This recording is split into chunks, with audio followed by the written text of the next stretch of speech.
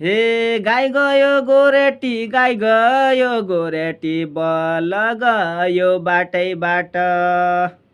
हे डोटी कि छोरेटी दैले खलै जाँदो भया।